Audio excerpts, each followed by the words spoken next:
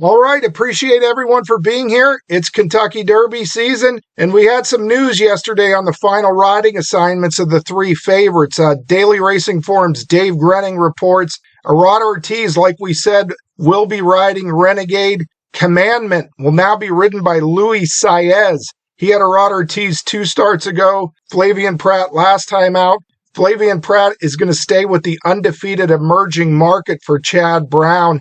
I wouldn't read too much into that. Chad Brown is the bread and butter business for Flavien Prat. I mean, all kinds of great grass horses, and Pratt's going to stay loyal to him there. Further Ado is now going to be ridden by John Velasquez. With those rider changes out of the way, we're now going to ask, where is the speed in this year's Kentucky Derby? Not a lot of early speed.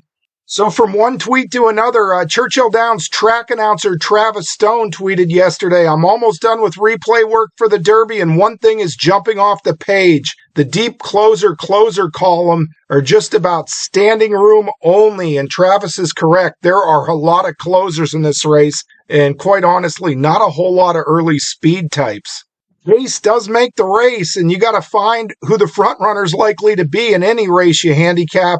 And in this one, it's probably going to be the Dubai shipper, Sixspeed. Sixspeed, the speed of this race. You see him here winning in Dubai. Last time out, he was second in the UAE Derby when stretching out to 1 mile and 3/16. We're going to show you that race in a bit, but he opened up a 5-length lead in this race and is really the only true confirmed front runner in this field. As for Sixspeed's pedigree, he's the son of Not This Time, a phenomenal stallion, and just gets a very versatile collection of runners from his sons and daughters. You see here, they win at 18% sprinting, also win at 18% routing. They're 44% in the money in sprint races, a mile or over 45% in the money. Not This Time has had a few more stakes winners going long, 97 stakes wins going long, 53 going short. And the average thoroughgraph figure is a 13 going long, a 14 going short. So nearly identical there. If anything, Offspring of Not This Time do have a very slight edge to races at 1 mile or over. And we've seen a whole array of sons or daughters. We've seen, ones like Cogburn and Sci-Fair, who are just much better going short on the grass. We've seen ones like Next, who is one of the best marathon horses in recent years and could run all day long. In fact, here is the past performances in Next. You see a son of Not This Time. Now, he did have a lot of stamina through his female family, but he got the speed of Not This Time, and he could carry his speed a long way. You see 1 mile and 3/4 at Saratoga here, winning by 22 lengths. Next was just one of the best marathon horses in recent years, and just an example that though Not This Time's offspring usually do have speed, some of them can carry it a long way. Magnitude, for instance, is a son of Not This Time, just won the Dubai World Cup over Forever Young at 1.25 miles. So the Not This Times, they could go pretty much any distance, and pedigree-wise, it's really dependent upon the female family. If it's a sprint female family, the horse is probably going to be a sprinter. If it's a route female family, probably going to be a router. In the case of Sixspeed, though, I would say it's kind of a mid-distance female family. The second dam, Daydreaming, was a 3-time graded stakes winner. Her graded stakes came at 8 furlongs, 8.5 furlongs, and 9 furlongs. And pedigree-wise, that's kind of where I would put Sixspeed as a horse who I would say is best bred to go between 8 to 9 furlongs. With that note on his pedigree out of the way, let's take a look at Sixspeed's recent races.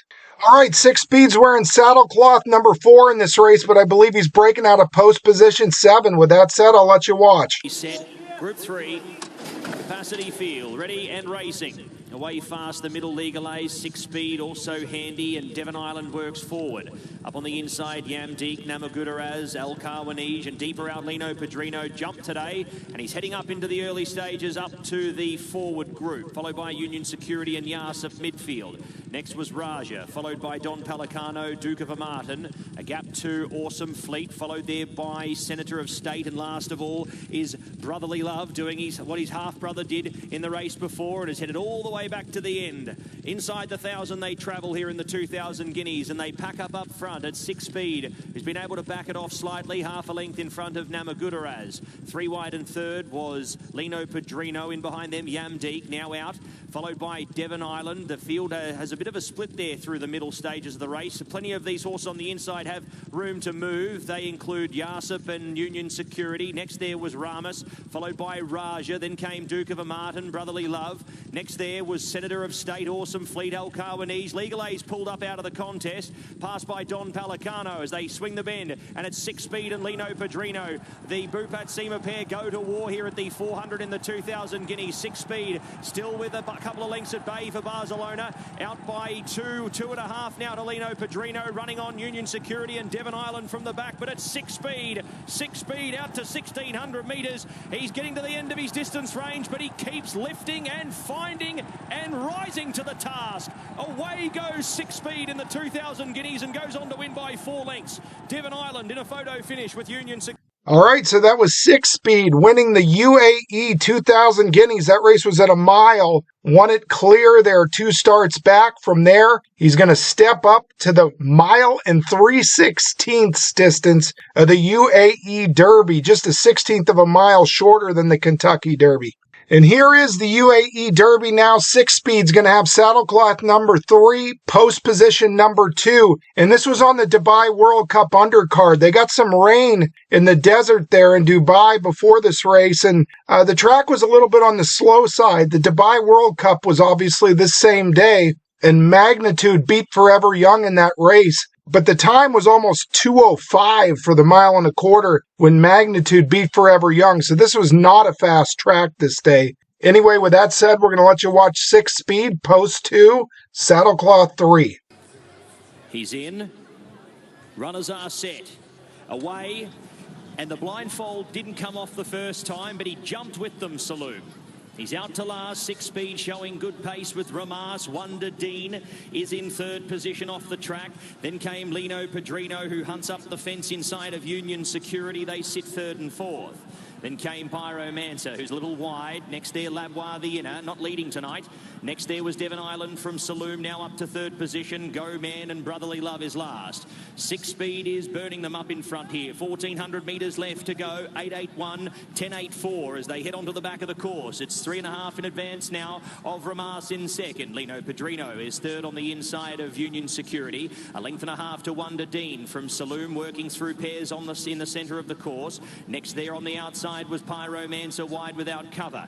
Labois is on the inside in 4th to last. 2.5 lengths to Devon Island from Go Man, and Brotherly Love is wide, getting on Pyromancer's back and beginning to improve as Sixspeed continues on with it. Sixspeed leads them to the back turn. The margin now 5 lengths. He skipped away from Wonder Dean in 2nd. Ramus is 3rd, being pushed along. Lino Padrino, the inside, hasn't spent a penny. Next on the outside was Pyromancer. 1/2 length to Union Security. 1.5 lengths to Brotherly Love. 1/2 length Saloom. Then came Devon Island from Go Man. Labois out to last as Sixspeed has got one contender at the moment, and it's Wonder Dean, who is breathing down his neck here as they wheel the bend in the UAE Derby. It's Sixspeed by 2 lengths to Wonder Dean in 2nd. Pyromancer 3rd. 4th, Brotherly Love making good ground here. The race has been run to suit. It's up in front, Sixspeed from Wonder Dean. Sixspeed into unknown territory from a distance range. Wonder Dean looms up on the outside for Demuro. Comes past a length. Wonder Dean from Sixspeed, who's not done with yet, fighting ever so hard, but Wonder Dean coming away, and it's Japan again in the UAE Derby. Wonder Dean by 1.5 lengths, maybe 2 lengths to Sixspeed. Pyromancer. So that was Sixspeed finishing 2nd in his final Derby prep there, the UAE Derby. The Japanese horse who beat him that day will also be in the Kentucky Derby field. He opened up a 5-length lead, looked pretty sharp on the turn. But the 1.316 miles distance might have been just a bit too much for him there on that day. The Derby is a race that is typically not stolen on the front end. This year kind of looks a bit like the War Emblem year coming in, though, where there's not a lot of speed in the race. Is this horse like another War Emblem? No, I just don't think that is the case. You see War Emblem's form here. He won the Illinois Derby at Sportsman's Park with Frank Springer. It was one of those races that just seemed like it come from out of nowhere. Won by 6.25 lengths over Repent. Repent was considered the top Derby prospect at the time that year. Repent was a nice Kenny McPeak horse. War Emblem goes out, wires the field in the Illinois Derby.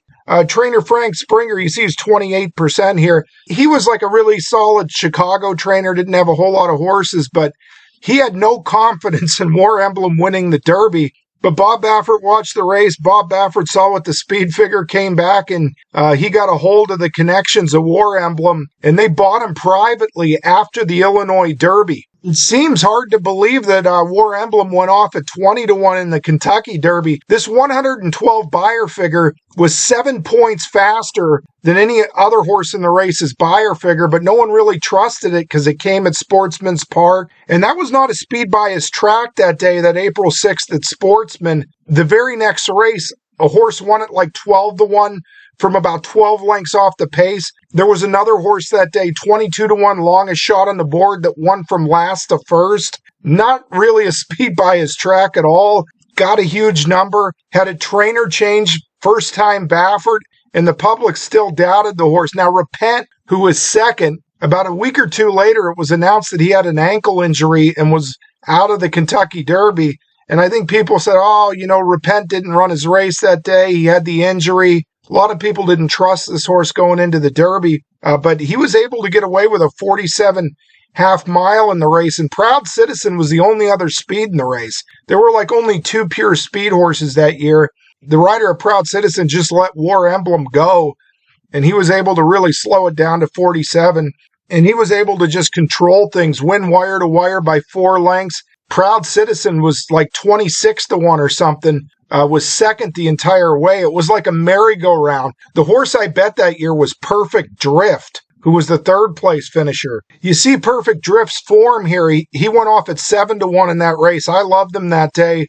He was a horse that made the lead going 7 and 6.5 in the first 2 starts of his career, but was able to reverse his form into like a mid-pack closing type horse. Won the Grade 2 Lanes End. This is back when Turfway was a dirt track. But won the Lanes End in his final prep from off the pace with a good 103 buyer. Basically a figure that was right there with everyone except War Emblem in the race. And my train of thought was that he was going to get first run on the closers. Perfect Drift had enough early speed where he could get a good tactical spot. He could finish. Frustrating. This was such a frustrating race because War Emblem and Proud Citizen were the 2 speeds, and they didn't hook up. I mean, they just kind of, Proud Citizen laid off of War Emblem. They went 1-2 all the way around. Perfect Drift sat third the whole way around.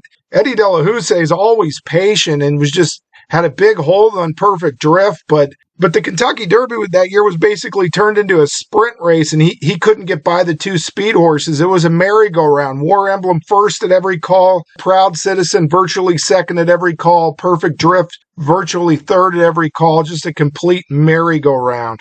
And War Emblem really was a peculiar horse. His nickname was Hannibal Lecter, was just a vicious horse. He'd try to bite and savage people and horses. It's just kind of a notoriously aggressive, nasty horse.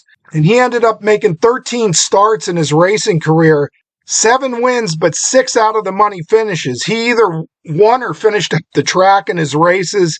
Looking back, that March 17th win at Sportsman's, he won by 10 3/4, and a horse that was a clear second that day, Colorful Tour, came back to win a stakes race next time out, won a stake race by 5.5 lengths next time out over an 11-horse field, so he just got overlooked off those 2 Sportsman races. But War Emblem got it done wire to wire at 20-1. Proud Citizen second the whole way, finished second at 26-1. They were the only 2 speeds that year. Sometimes when there's not a lot of pace in the race, the speed will surprise you. And another fascinating thing about War Emblem, the Japanese bought him to be a stallion, and he had like no libido. He wanted nothing to do. He wanted nothing to do with covering mares. It was just like a hateful horse. He'd rather attack a horse than cover him. So it was quite a struggle for the Japanese to get War Emblem to breed. He wanted no part of it. Just kind of a very peculiar horse. All or nothing speed horse. Vicious temperament. Hannibal Lecter was his nickname. But anyway, that's a look at our expected frontrunner, Sixspeed. Son of Naught this time. How far will he be able to carry his speed in the Derby? Probably won't be able to carry it 1.25 miles, but you're going to get a big price. He is going to get loose on the lead, and stranger things have happened.